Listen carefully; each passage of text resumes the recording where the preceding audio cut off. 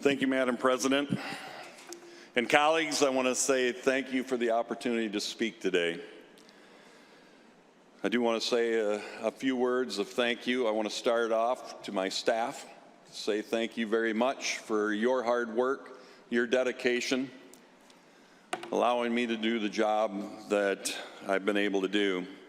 To my wife, Diane, who's in the audience also, you're the best. You know that. Couldn't do this without you, and I want to say thank you for that. Now I'll get to the heart of what I wanted to say. If I fail to mention your name in this, please forgive me.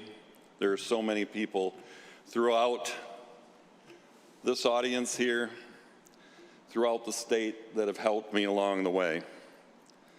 But it starts, as I thought about this and what I was going to speak, it really started Thanksgiving Day. When I had my family here visiting us in Ludington, I had my sons and my daughter-in-law and my grandchildren there, and my granddaughter Kelsey jumped up on my lap, and we were chatting, and she says, "Can we watch a movie?" And I said to her, "Well, we certainly can. The greatest movie of all times happened to be playing right now, and that's The Wizard of Oz." So I got my chance to introduce my granddaughter to The Wizard of Oz. And I really don't understand how this movie could have lost out for Best Picture in 1938 to Gone with the Wind, but so it happened. But I believe this movie gives us a great lesson in life about being in public office. As I was reflecting on the traits of each member of Dorothy's gang as they learn along the way, I thought of how life of service teaches each one of us this idea. First, courage. I give us credit for all being willing to serve in the public eye. We need to run for office. We need to take votes that are not always easy. And most of our work on issues that always doesn't sit well with our constituents. Just like the Cowardly Lion, we can learn to find our voice and to be courageous leaders in our districts. Knowledge. Like the scarecrow who gains a brain, we study, we learn, we seek guidance from others to make sure we make the right decision. I'd like to say that being a legislator doesn't require being the most knowledgeable about one thing, but knowing enough about a lot of things. And of course, the Tin Man. We need heart. We must have our hearts on the issues and the people to make sure that we do the right thing for our area and our beloved state. Without heart, we fail to build relationships that help us get things done. With that, I really want to say thank you to a few people. Majority Leader, I want to say thank you for putting the faith in me to carry the torch in health policy. You gave me an opportunity to be courageous, to learn a lot of things, and also have a heart.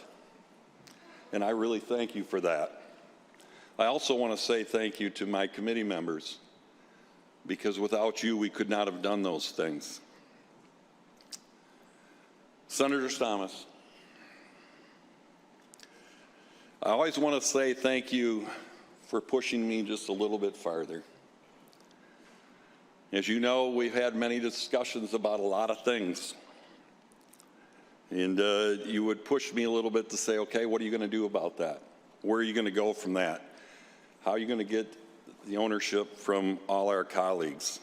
And of course, through that, there would be several times that I would say, hey, I got this great idea and I've worked it out. It's only going to take a few bucks.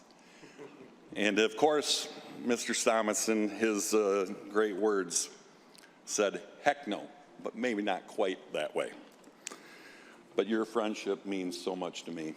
Thank you. It will not be forgotten. Senator Schmidt, thank you for keeping us all grounded. And remembering that there are many ideas and just maybe our personal ideas might have bad results. Thank you for not letting us forget who we are and why we do what we do.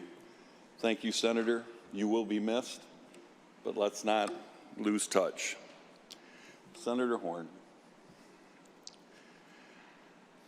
I'm just going to say, Senator Horn, thank you for being Mr. Steady.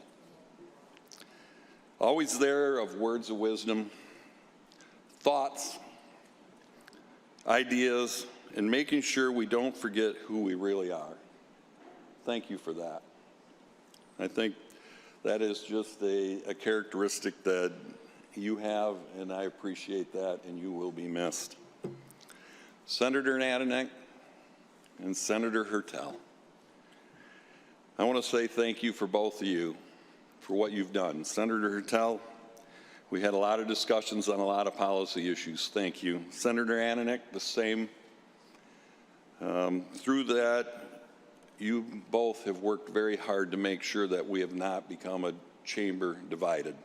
Thank you for that.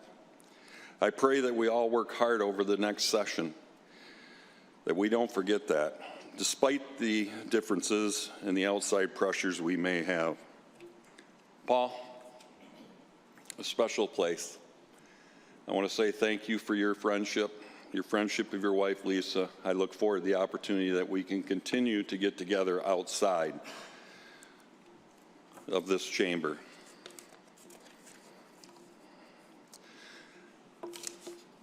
Dale, Doug, we have big opportunities as we get ready to skip down to the other chamber. We have an opportunity to be leaders. I'm not going to sing like you, Doug. I certainly will not do that. But let us not forget that we need to be leaders, we need to be mentors. For all my other friends here, you know who you are. Some that my caucus speech or my announcement, for those that just call me, thank you. It really does mean a lot, and I cannot say how much I will miss the opportunity to work with you. But we are not far, and we will have opportunities. Finally, most of all, let us not forget who we are. Let's not forget our families. I will end like this. Even though Dorothy was from Kansas, I think of Michigan when I say, there is no place like home. There is no place like home. There is no place like home. Thank you.